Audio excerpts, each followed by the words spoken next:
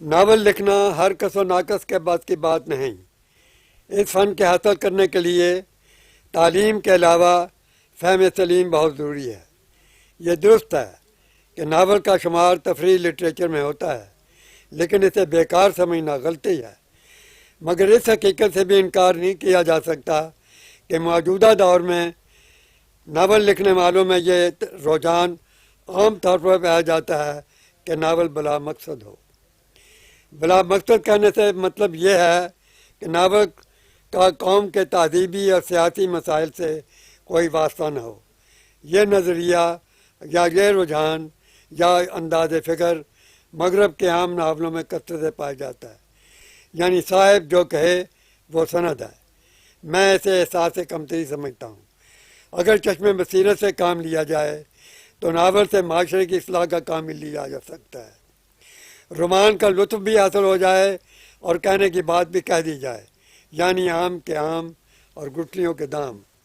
میرا نقطہ نظر سے ناول کو معاشرے کا ترجمان ہونا چاہیے، ایک ایسا آئینہ جس میں ہمارے معاشرے کی تصویر صاف صاف نظر آتی ہو، خوب اور زشت میں تمیز کرنے کا سلیقہ حاصل ہو۔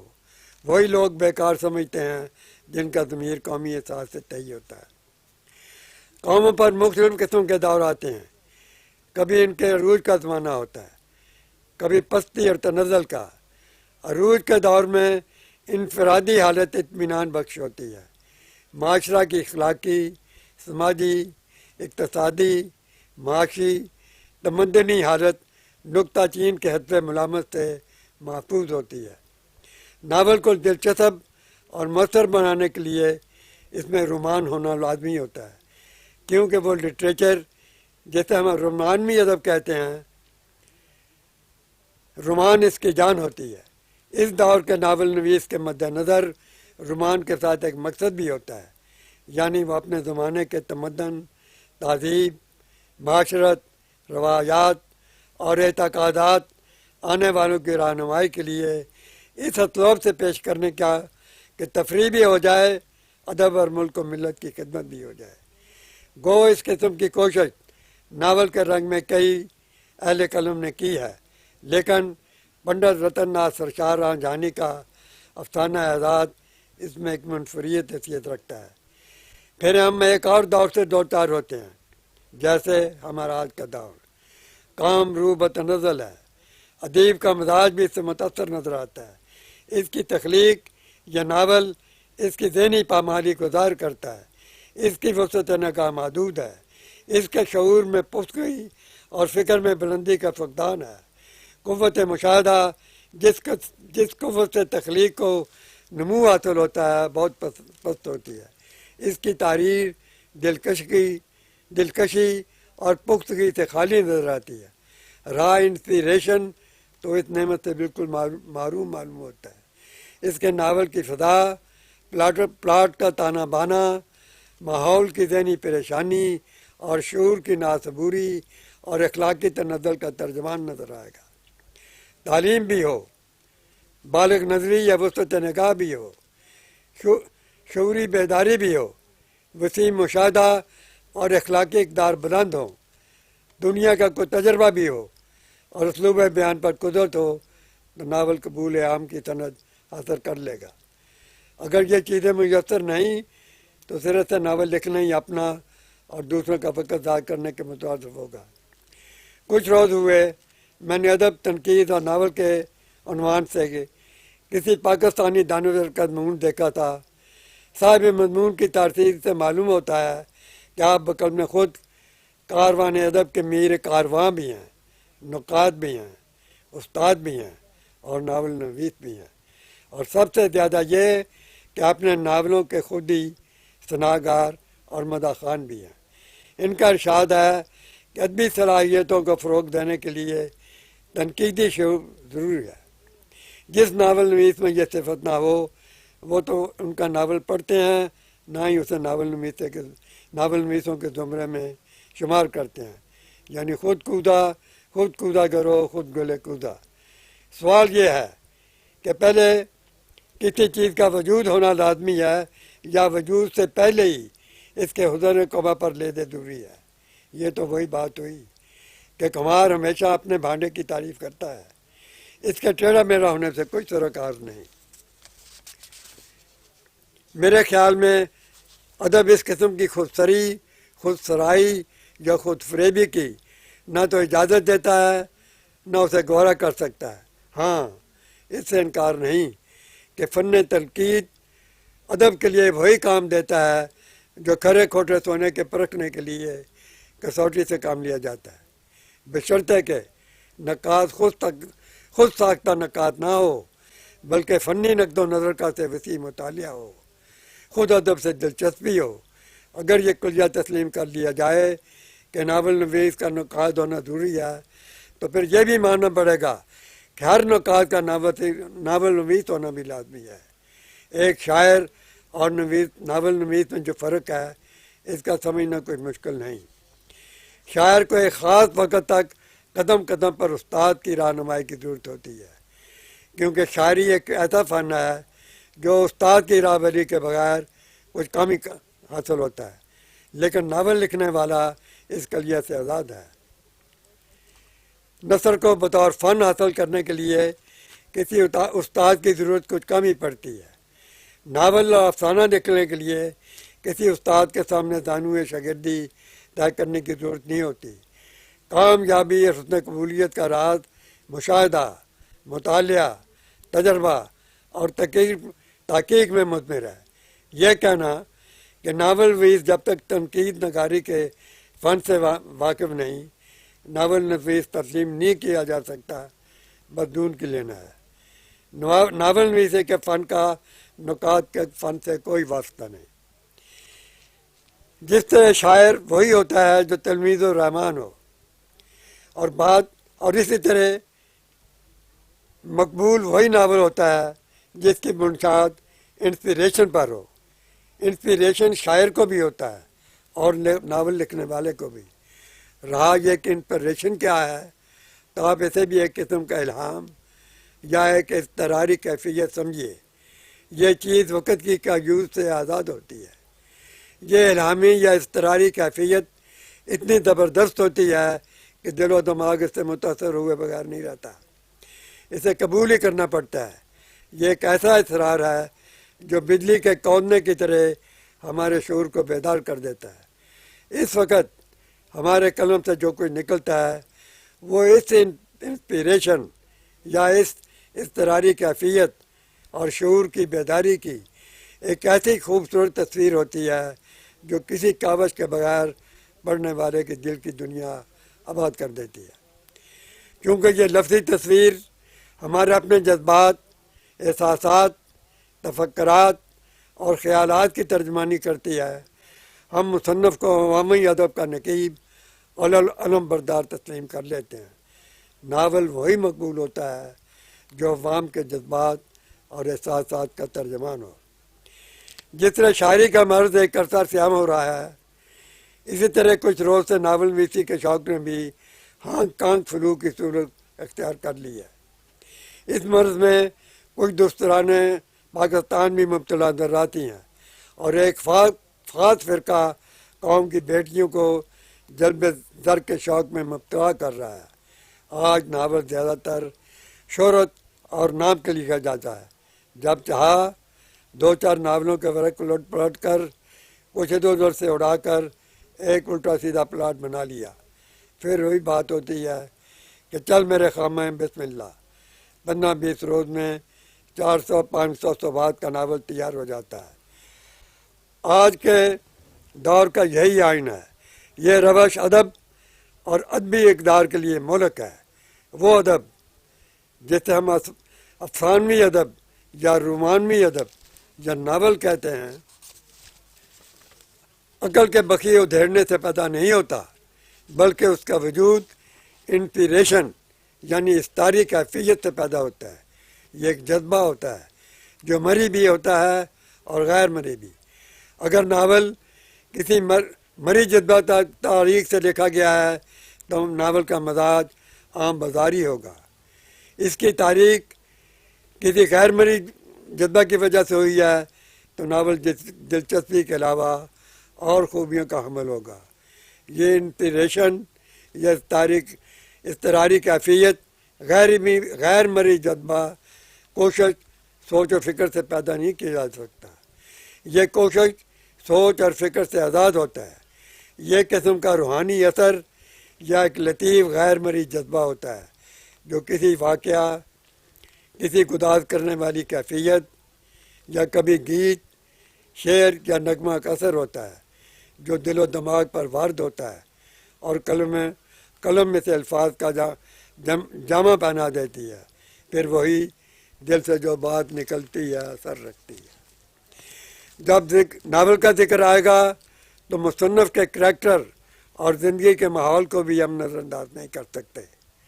تحریر کا رنگ، پلاٹ کا تانا بانا، اس کی فضا اور ماحول، واقعات کا تسلسل، ناول کے افراد کا انداز فکر، اسلوب نگارش، ناول نویس کی افتاد طبع اور اس کے کریکٹر کے آئینہ دار ہوتے ہیں. اس کی بین مثال فرنگی ملکوں کے ناول ہیں. آج کا فرنگی مصنف بڑی بے باکی کے ساتھ اپنی رنگ رنگیلی سوسائٹی کی لامذہبی اور اخلاقی گراوٹوں کا ایسے پیارے اور لطیف انداز سے ذکر کرتا ہے کہ مکمل تصویر آنکھوں کے سامنے آ جاتی ہے. ہمارے ہاں بھی ادیبوں کا ایک طائفہ جو ادیب کی نسبت زیادہ دانشور کہلانا پسند کرتا ہے، پیر فرنگ کا مرید وفا کیش نظر آتا ہے. اس کے ہاں بھی ان دنوں چھچورے قسم کی داستان کو ہی ناول اور رومانوی ادب کا نام دیا جاتا ہے. یہ گروہ بھی ادبی فحاشی کو ادب میں حلال سمجھتا ہے. جہاں تک مغرب کا تعلق ہے، اس ادبی عیاشی کی وجہ وہاں کا تمدن، تہذیب اور معاشی بے فکری اور خوشحالی ہے. وہ زندگی سکھ اور اطمینان سے بسر کرتے ہیں. روٹی کی فکر میں ان کا بستر ان کے لیے کانٹوں کا بستر نہیں ہوتا، لیکن اخلاقی نقطہ نگاہ سے یہی اہل مغرب جو عقل اور علم کے زور سے اب ستاروں پر کمندر ڈالتے نظر آتے ہیں، تباہی کے کنارے پر آ پہنچے ہیں. لیکن ہمارا معاملہ ان سے بالکل مختلف ہے. پاکستان ایک نوازیدہ مملکت ہے. پاکستان کا تفریحی لٹریچر قوم اور ملک کی ضرورت کے مطابق ہونا نہایت ضروری ہے. لیکن یہ افسوس سے کہنا پڑتا ہے کہ آج جس قسم کا تفریحی لٹریچر جیسے ناول ہمارے ہاں پیش کیا جا رہا ہے، ہر پہلو سے تعمیری کم اور تخریبی زیادہ ہے. تعمیری لٹریچر تب ہی وجود میں آئے گا جب ہمارے لکھنے والوں کی اخلاقی اقدار بھی بلند ہوگی. پاکستان میں ناول کا مزاج کیا ہے؟ ترقی ہو رہی ہے یا معیار گر رہا ہے؟ یہ ایک علیحدہ مضمون ہے. اس کے متعلق پھر کسی وقت اپنی رائے کا اظہار کروں گا. ہاں، میں ایک بات ضرور کہوں گا کہ بدقسمتی سے ادب میں تنگ نظری، خود نمائی اور سستی شہرت کے شوق اور تمنا میں مختلف دھڑے بن گئے ہیں. یہ ایک قسم کی ادبی کاوش ہے. میں دوسروں کی بات کیا کروں، میں اپنی کہتا ہوں. میں گزشتہ 50 سال سے اردو کی پوری بلبے خدمت کر رہا ہوں. پہلے افسانہ لکھتا تھا، پھر ناول لکھنے لگا. میں جن ایام میں افسانہ لکھتا تھا میں نے ناول کبھی نہیں لکھا. جب ناول لکھنا شروع کیا تو افسانہ لکھنا بہت کم ہو گیا. آپ پوچھیں گے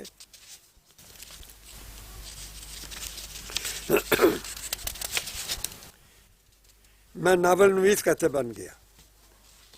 میں ابتدا میں شاعری کا مریض تھا اور جناب چودھری خوشی محمد نادر سے اصلاح لیا کرتا تھا. یہ میرے سکول کا زمانہ تھا. میٹرک کرنے کے بعد میں نے گورنمنٹ کالج میں داخلہ لیا. کالج کی طرف سے ہر سال مختلف مضامین پر ایک انعام دیا جاتا تھا. ایک مضمون نیچرل شاعری بھی تھا. میں نے وسط ایشیا کے عنوان سے ایک نظم مقابلے کے لیے بھیج دی. نظم کے منصف علامہ اس وقت ڈاکٹر محمد اقبال تھے. ہماری کلاس کو انگریزی پڑھاتے تھے، اس لحاظ سے میرے استاد تھے. مجھے میری نظم وسط ایشیا پر پہلا انعام ملا. لیکن قدرت کو شاید میرا شاعر بننا منظور نہیں تھا. میں اکثر حضرت علامہ کی خدمت میں حاضر ہوا کرتا. ایک صحبت میں آپ نے مجھ سے فرمایا، اسلم شعر مت کہا کرو، نثر لکھا کرو۔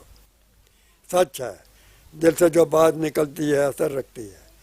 میں نے شعر کہنا کر دیا اور نثر لکھنے لگا۔ گائے گائے حضرت علامہ بھی میری رہبری فرماتے۔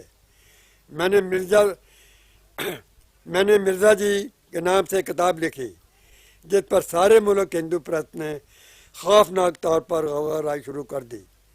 حضرت علامہ رحمت کے ارشاد پر یہ کتاب حضرت علامہ ارشاد پر لکھی تھی۔ اس کتاب میں علاوہ اور مزاحیہ عنوانوں کے ہندو کانگریس پر مزاحیہ رنگ میں کڑی نکتہ چینی کی گئی تھی۔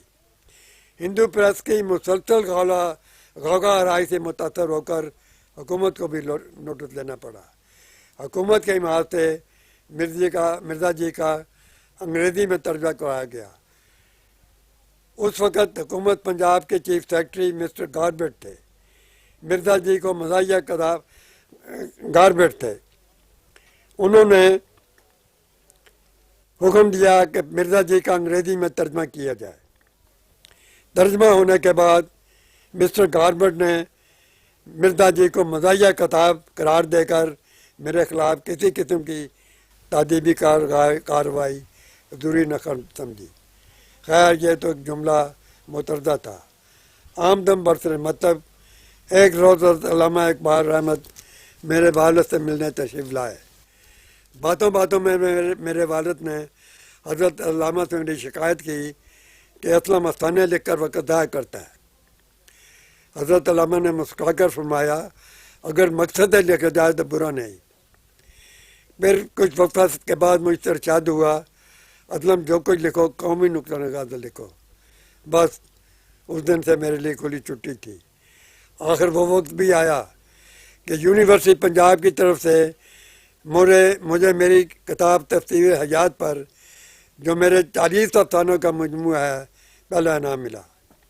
اس کے کچھ عرصہ بعد بمبے یونیورسٹی شعبہ اردو سے اردو کی خدمت کے لیے ایک خاص انعام دیا گیا۔ رہی یہ بات کہ میں نے اب تک کتنے افسانے اور کتنے ناول لکھے۔ اب اگر میں یہ بتاؤں تو قصہ طویل ہو جائے گا۔ دوسرے مجھے خوف ہے کہ کہیں میرے نامہربان کنکرس کی طرح اپنی آگ میں آپ ہی نہ جل مرے۔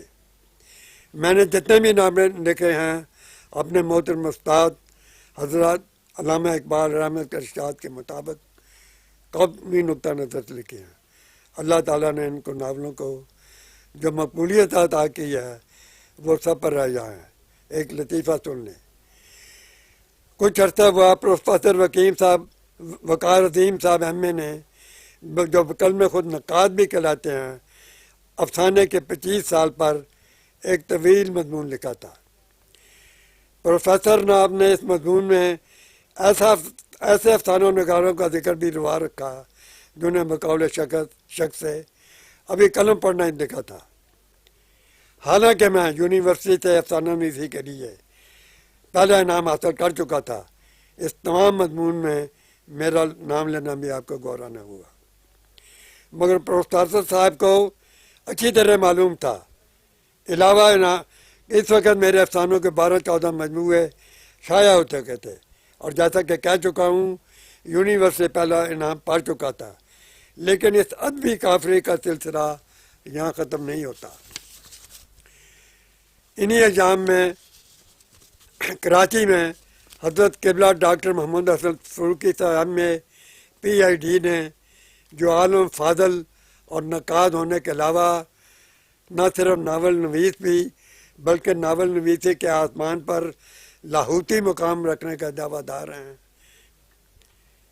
اور اس ناول نویس کو ناول نویس نہیں سمجھتے جو بقول خود اس کا ناول پڑھنا پسند نہیں فرماتے، جس ناول نویس کی کے ساتھ تنقیدی شعور بھی پختہ نہ ہو۔ ڈاکٹر صاحب نے ناول کے 25 عنوان سے ایک سیر حاصل مضمون پر قلم فرمایا۔ گو اس زمانے میں میرے نام سے 100 سے کچھ اوپر ناول شائع ہو چکے تھے، لیکن ڈاکٹر صاحب کی ادبی شریعت میں میرا ذکر تو رہا، ایک طرف میرا نام لینا بھی حرام تھا۔ شاید کسی نے ایسے موقع پر کہا تھا کہ ناخن خدا نہ دے تجھے ہے پنجہ جنوں. یہ قصہ کچھ آگے بھی چلتا ہے. میں عرصے سے دیکھ رہا ہوں کہ ناول کے متعلق ناول کے 10 سال کی قسم کے مضامین اکثر رسائل اور اخبارات میں شائع ہوتے رہتے ہیں. ان مضامین میں میرا نام قسم کھانے کو بھی نظر نہ آئے گا. فرمائیے اس ادبی قافلے کے متعلق آپ کا خیال کیا ہے؟ اب میں اپنی کتاب فریب حیات کے متعلق کچھ عرض کرتا ہوں. چونکہ فریب حیات کی تخلیق کی وجہ وہی انسپریشن یا اضطراری کیفیت ہے جو دوئے کے اشعار سن کر وارد ہوئی تھی. اس لیے میں پہلے ادب اور موسیقی کا جو تعلق ہے اس کے متعلق کچھ عرض کروں گا. ادب اور موسیقی میں ایک حد مشترک ہے، ایک قدر مشترک ہے. وہ یہ کہ دونوں فن یا وصف انسان کی ان اقدار کو اجاگر کرنے میں معاون ہوتے ہیں جو اقدار آدمی کو انسان کہلانے کا حق ادا کرتے ہیں. غالب کا یہ کہنا آدمی کو بھی میسر نہیں انسان ہونا ایک حقیقت ہے. انسان ہونے کے لیے انسان میں چند اوصاف کرنا ضروری ہے. انسان کا دل اور دماغ ایک ایسی مشین ہے جس میں مختلف قسم کے جذبات، احساسات اور کیفیت ایک غیر مرئی طاقت سے پیدا ہوتے ہیں. یہی وہ چیز ہے جسے ہم انسپریشن یا کہ اضطراری کیفیت یا غیر مرئی جذبہ کہتے ہیں. اس کی تاریخ یا نشو و نما میں خوشی، غم، فکر اور درد شامل ہوتا ہے. لیکن ہم جس چیز سے زیادہ متاثر ہوتے ہیں وہ صرف غم ہے. اس حقیقت سے بھی انکار نہیں کہ خوشی یا مسرت دل و دماغ کو باغ و بہار بنا دیتی ہے، لیکن یہ حالت ایک ہنگامی کیفیت کہلاتی ہے. صرف ایک قلیل مدت کے لیے. اس کے برعکس غم کا اثر دیر پار ہوتا ہے اور کبھی دائمی بھی. حکیم الامت علامہ اقبال فرماتے ہیں، دیدہ بینا میں داغ غم چراغ سینہ ہے، روح کو سامان زینت آہ کا آئینہ ہے. غم جو آنے کو جگہ دیتا ہے لطف خواب سے، سایہ یہ بیدار ہوتا ہے، ساز یہ بیدار ہوتا ہے اسی مضراب سے. غم نہیں، غم روح کا ایک نغمہ خاموش ہے جو سرود بدم ہستی سے ہم آغوش ہے. جہاں تک ادب کا تعلق ہے اس کی کیفیت بھی کچھ اسی قسم کی ہے. مشہور مغربی دانشور رچسٹرٹن کا قول ہے، لٹریچر اور فکشن دو متضاد چیزوں کے نام ہے. لٹریچر ذہنی نشانی کا کام دیتا ہے اور فکشن زندگی کو اس کی صحیح اقدار سے آشنا کرتی ہے اور زندگی کا صاف اور سیدھا دکھاتی ہے. لیکن ہمارے ہاں کچھ الٹی گنگا بہتی نظر آتی ہے. ہم فکشن سے، جس کا نام رومانوی ادب ہے، عموماً تفریح اور ذہنی عیاشی کا کام لیتے ہیں. حالانکہ فکشن اور رومان ہماری زندگی کی ایک ایسی تصویر ہوتی ہے جس سے ہم خوب اور زشت میں تمیز کر سکتے ہیں. اس قسم کا ادب ہمارے شعور کو بیدار کرتا ہے، زندگی کا صحیح راستہ دکھاتا ہے. جہاں تک افسانہ اور ناول کا تعلق ہے، ایک عام خیال جو تصور یہ ہے کہ ہم نے یہ فن یورپ والوں سے سیکھا ہے. معاف فرمائیے، میں اس کا قائل نہیں. میں ایک قسم کا احساس کمتری سمجھتا ہوں. میرا کہنا یہ ہے کہ یہ فن ہم نے الہامی کتابوں سے لیا ہے. زبور، توریت، انجیل اور قرآن حکیم، ان سب کتابی آسمانی کتابوں میں ہمیں آسمانی کہانیاں ملتی ہیں. قرآن عظیم کو دیکھیے، حضرت نوح کا زمانہ لیجیے. طوفان نوح بالکل ایک قصے کے طور پر بیان کیا گیا ہے. حضرت موسیٰ اور فرعون کا ذکر ایک مکمل کہانی کے انداز سے مذکور ہے.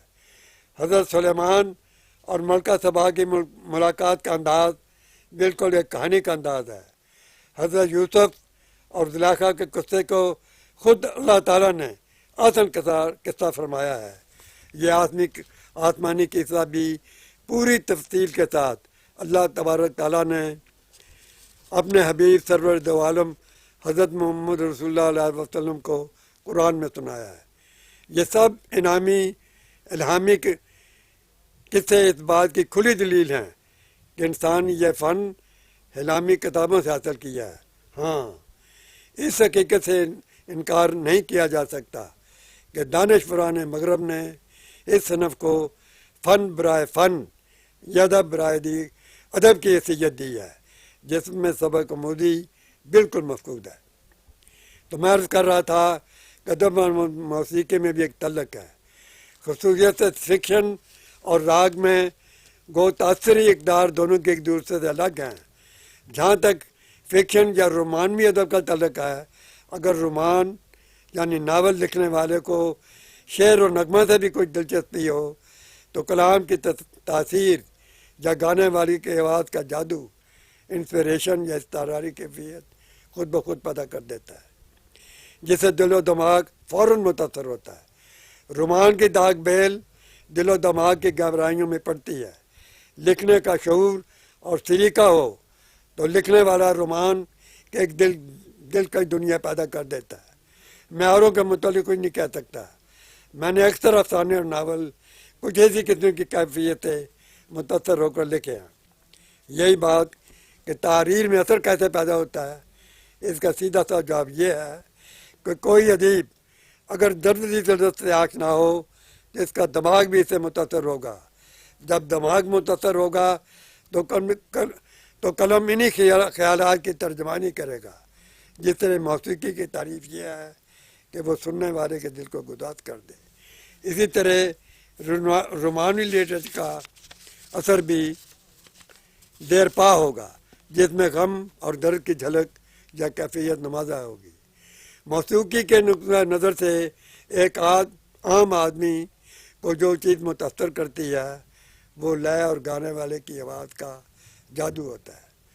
ادبی لحاظ سے کامیڈی سے زیادہ ٹریجڈی یعنی حزنی ادب ہم پر ایک دیر پاثر چھوڑتا ہے یا غم کی کیفیت پیدا ہو جاتی ہے۔